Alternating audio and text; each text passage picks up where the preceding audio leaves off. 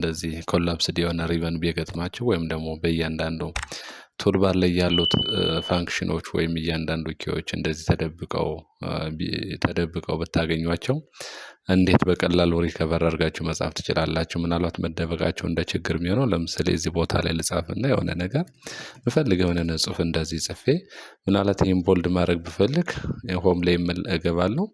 እዚህ ጋር ቦልድ ማድረግ ከሆነ የፈለኩት እኔ ቦልድ አድርጌው እመለሳለሁ።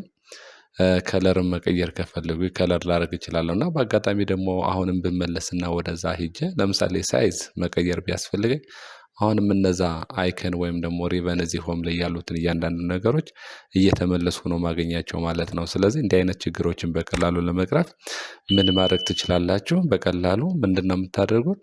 እዚህ ቪው ከምትለው አይከን ላይ ወይም ደግሞ ቱልባሯ ላይ ካለችው አንደኛዋ ፋንክሽን ቪው ከምትለው ራይት ክሊክ ታደርጋላችሁ። ምናልባት እዚህ ላይ ከምታዩቸው አራቱ ኦፕሽኖች ኮላፕስ ሪቨን ይላል። ስለዚህ ያ ኮላፕስ የሆነ ሪቨን ራይት ክሊክ ማነው ራይት ሆኗል ወይም ደግሞ የራይት ምልክት ነው ያለው። ስለዚህ ይሄ ራይት ምልክት እንዲጠፋ ማድረግ ነው። ስለዚህ እሱ ስታጠፉት በቀጥታ እያንዳንዱ እንትን ላይ ያሉት ቱልባር ላይ ያሉት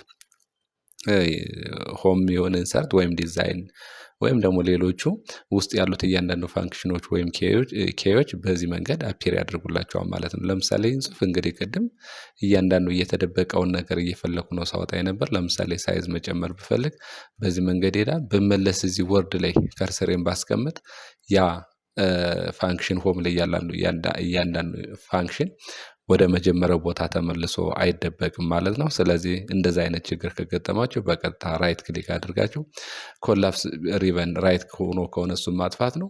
ምናልባትም እናንተ መመለስ የምትፈልጉ ከሆነ ኮላፕስ ሪቨን የሚለውን ነገር ራይት ማድረግ ነው።